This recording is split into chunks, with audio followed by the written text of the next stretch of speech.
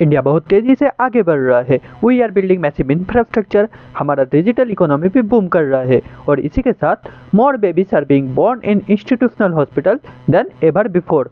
Recently union ministry of health and family welfare ने एक report सर्वे publish किया है जिसका नाम है नेशनल फैमिली हेल्थ सर्वे 6 और NFHS 6। इस रिपोर्ट के अनुसार इंडिया में 90% babies are being born in institutional facilities, but behind this shiny milestone lies a deeply complex paradox.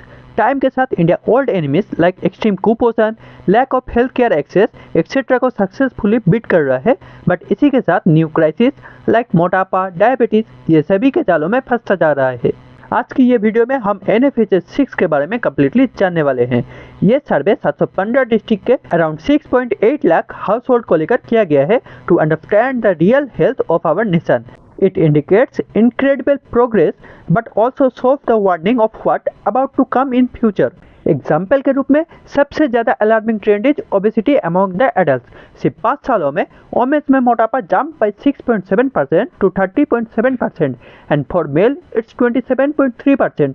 साथ ही में अगर जियोग्राफिकल लोकेशन वाइज देखा जाए तो शहरों में 42.8% वोमेन आर ओबीज, जबकि गांव में सिर्फ 25.5%। And for main it's 36.3% in urban and 23% in rural. With this, it is also a regional crisis. Southern states like Andhra Pradesh, Kerala and Tamil Nadu emerge as the hotspot for adult obesity. तो इसी के साथ एक question arise होता है, आखिर में ये इतना कंसर्निंग मैटर क्यों है? क्योंकि ज़्यादातर डेडलियर क्रोनिक डिजीज का स्टार्टिंग ही मोटापा से माना जाता है।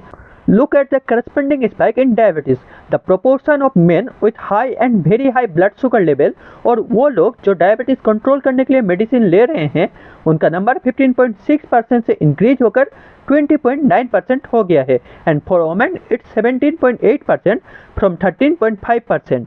According to WHO, abdominal area में ज़्यादा बॉडी फैट के कारण बॉडी इंसुलिन रेजिस्टेंस हो जाता है, जिसकी वजह से मोटापा leads to diabetes and other health crisis.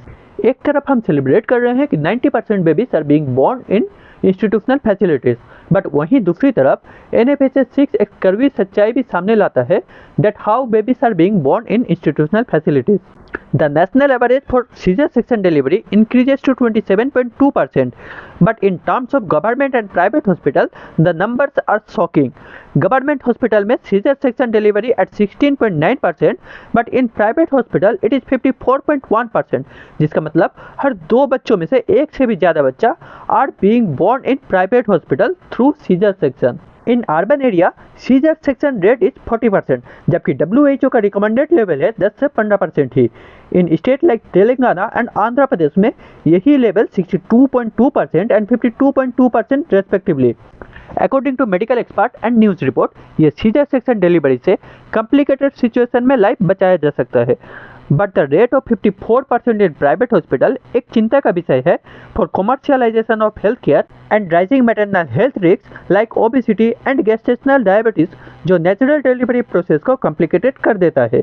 But सबसे दुविधाजनक और चिंतामय dimension of NFHS 6 is the nutritional state of our youngest citizen, जबकि stunting under the age of 5 decline from 35.5% to 29.3% and severe wasting dropped to 5.2%. We are still facing a massive blind spot in infant feeding habit.